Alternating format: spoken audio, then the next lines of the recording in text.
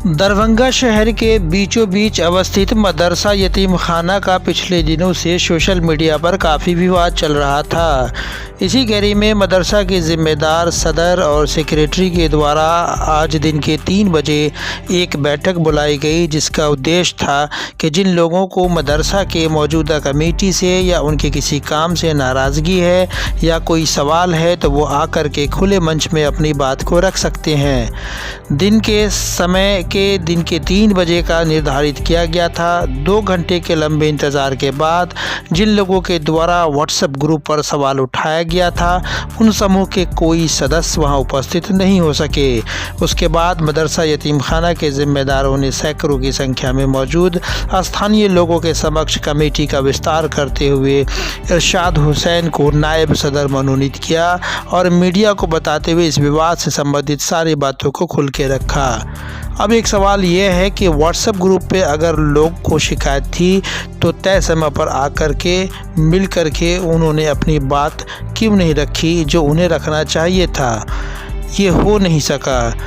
चलिए मदरसा के जो जिम्मेदार हैं इस विवाद और इस बैठक को लेकर के उन्होंने क्या कहा, एक एक करके उन तमाम लोगों की बातों को दिखाते और सुनाते हैं।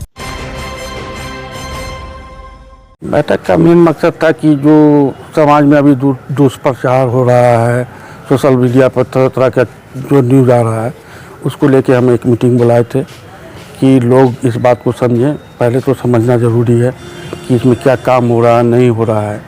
तो लोग को सोशल मीडिया पर सिर्फ सवाल उठाना आता है, लोग आते नहीं। जब भी हम बुलाते हैं तो लोग आते नहीं। और अगर वो कोई लोग आएंगे, हमसे पूछेंगे कि क्या काम हो रहा है, हम बताएंगे उनको। एक सही मशवरा अगर देंगे तो उस हिसाब से फिर हम आगे काम करेंगे। और जहाँ तक हो रहा है, हम हमारे जो मेंबर्स हैं मिलकर जहाँ तक हो रहा है काम को आगे बढ़ाने में हमारी मदद कर रहे हैं। और कुछ लोग सोशल मीडिया पर इसका दुष्प्रचार कर रहे हैं। लेकिन जो सबसे बड़ा सवाल है कि सोशल मीडिया पे जो लोग प्रचार कर रहे हैं वो लोग आए क्यों नहीं? अब क्या मंशा आपकी है? उनकी मंशा यही है कि मतलब दूर से हम किसी तरह डिस्टर्ब करें, इनको काम करने से हमें बाधा डालें, किसी तरह जो है ना हम बाधा डालना चाह रहे हैं। हमारे क्या दुष्प्रचार हो रहा है, किस संबंध में दुष्प्रचार हो रहा है, कौन लोग दुष्प्रचार कर रहे हैं? कुछ लोग सोशल मीडिया का एक ग्रुप बनाए हुए हैं, उसमें बहुत लोग को जोड़ दिया है जिसको हम जानते भी नहीं हैं, और जो ना समाज से जुड़े हुए हैं, ना सामाजिक है, न उसको लोग पहचानते हैं। अब नाम आ रहा है, नंबर आ रहा है, उससे क्या पहचानेगा आदमी? ये बताइए किस संबंध में दुष्प्रचार हो रहा है, क्या संबंध क्या है? संबंध ये है कि यतीम खाना का में फंड आया, फंड आके खा गया। तो फंड जो है कोई हाथ में तो फंड आता नहीं है। कोई भी फंड जो आएगा तो अकाउंट पे आएगा। हाँ, अकाउंट के थ्रू ही खर्चा होगा। तो अकाउंट अगर है तो अकाउंट सार्वजनिक है, आप भी देख सकते हैं। क्या ये बात सही है कि फंड आया हुआ है मदरसा में? मदरसा में कोई फंड ऐसा नहीं आया है। एक फ़ंड हम लोग रिलीज़ कराया है, 7.5 करोड़ का ये फ़ंड है। ठीक है, सरकार से हम लोग डिमांड किए थे, जब हम सेक्रेटरी बने थे हम उसी समय से प्रयासरत थे। हमारे फातमी साहब इसमें हमारा सहयोग किए और यहाँ तक हम पहुँचे हैं। 7.5 करोड़ का बिल्डिंग पास हो चुका है। जब टेंडर तय होगा और उसमें कोई पैसा नहीं मिलेगा। जो लोग आरोप लगा रहे हैं, क्या उन लोगों को आपने निमंत्रण दिया था कि इस बैठक में आए अपनी बात? हमेशा उनको निमंत्रण देते हैं, हम बुलाते हैं, यहाँ आते हैं, शाम के टाइम में भी बैठते हैं, उनको फ़ोन करते हैं। तो कोई कभी बोलते हैं कि वहाँ है, कभी बोलते हैं वहाँ है, कभी बोलते हैं वहाँ। वो टाल मटोल करते हैं। इस बैठक के संबंध में आपने निमंत्रण? हाँ, निमंत्रण वही लोग दिए थे। कल जो है ये वो जो सोशल मीडिया पे कि कल मैं 3 बजे आऊँगा, मैं 2:30 बजे से यहाँ बैठा हुआ हूँ। मेरा नाम परवेज आलम, सेक्रेटरी। हाँ, यतीम खाना की सेक्रेटरी है अभी। आज के बैठक को लेके हम आवाम को गुजारिश करना चाहते हैं कि जो भी बात है, मदरसा के लिए उनके दिल में हमदर्दी है, दीन की मोहब्बत है, तो उसके लिए दीन से मोहब्बत और नमाज की अदायगी के लिए मस्जिद जाया जाता है। तो मदरसा के तरक्की के लिए आवाम खुद होशियार है, मदरसा आना पड़ेगा। तो यही मेरा कहना है। नहीं, जो विवाद कल से सोशल मीडिया पे हो रहा था तो आपने खुला निमंत्रण दिया था जिस समूह को, वो उसका नहीं आना क्या दर्शाता है? देखिए सर, बेसिक जो मदरसा सिस्टम है उसमें 3 ही बातें होती है, एकदम सिंपल। लोग भी जानते हैं कि इंफ्रास्ट्रक्चर का मामला होता है, जो हमारे सेक्रेटरी साहब ने कहा कि लोगों की कोशिश और फातमी साहब की कोशिशों से वो फंड आया है। दूसरा चीज़ होता है एजुकेशन सिस्टम। तो एजुकेशन सिस्टम जो है डेली प्रैक्टिस की चीज़ है।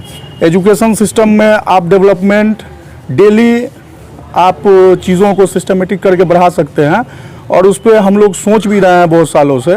और आज उसी कड़ी में हमने इरशाद आलम साहब को नायब सदर मुंतखब किया है, क्योंकि उसकी दो वजूहात हैं। पहली वजह है कि वो मदरसा के बगल में उनका घर है, ताकि मदरसा की जो निगरानी हो, जो एक मजबूत साहिबान चाहिए वो वहाँ पे रहें। और दूसरी चीज़ है कि तालीम का जो सिलसिला है, तालीम का भी इंचार्ज राजा साहब मौलागंज, जो किसी तारुफ के मुहताज नहीं है, उनको बनाया गया है कि तालीमी निज़ाम को वो बेहतर देखे। इससे पहले उन्होंने खाना के इंचार्ज के रूप में अपना जो योगदान दिया है वो काफ़ी सराहनीय है, और इसकी सराहना समाज भी कर रही है।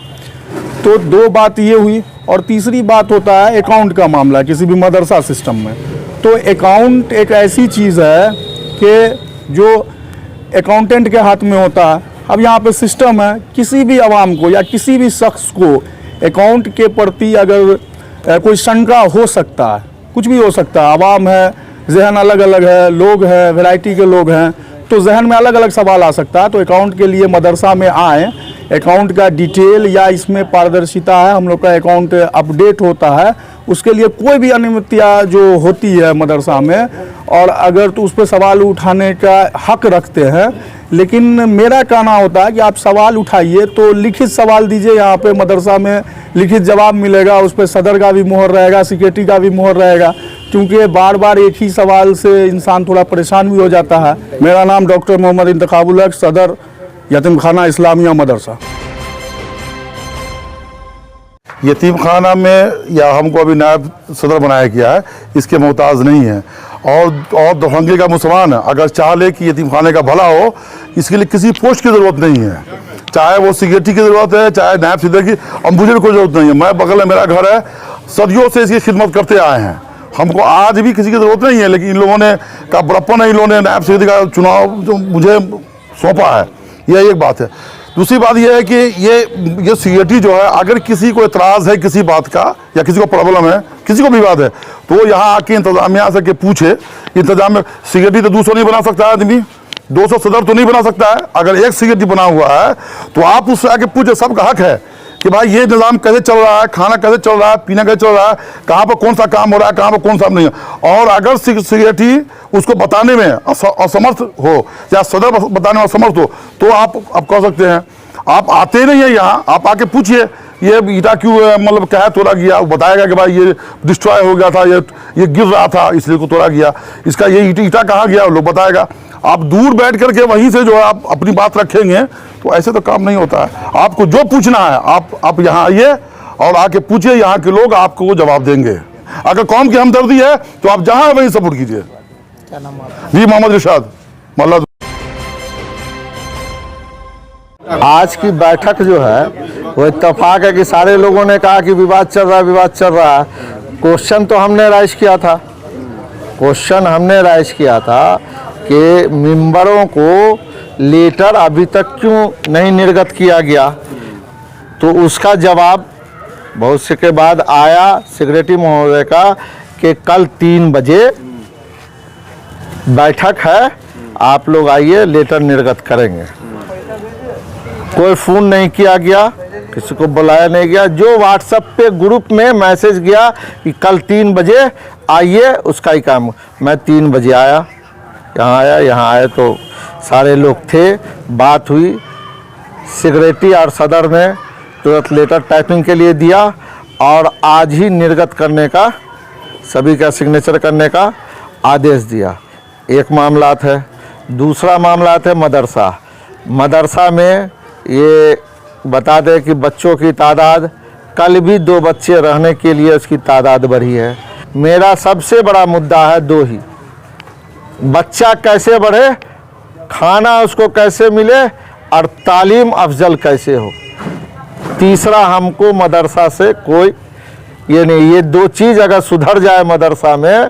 फंडिंग का तो मामला इसमें साफ क्लियर है। पिछले में जब बैठक हुई थी, आज से 1 साल पहले बैठक हुई थी, उसमें ये कन्फर्म कर दिया गया था कि सेक्रेटरी महोदय 10,000 से ऊपर का अगर कोई भी विड्रॉल अगर करते हैं तो उसमें मेंबरों की मौजूदगी में करना होगा।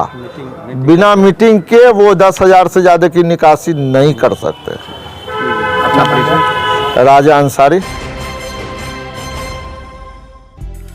दरभंगा सहित देश दुनिया की बाकी खास खबरों को देखने के लिए देखते रहे हिंद टीवी 24। धन्यवाद।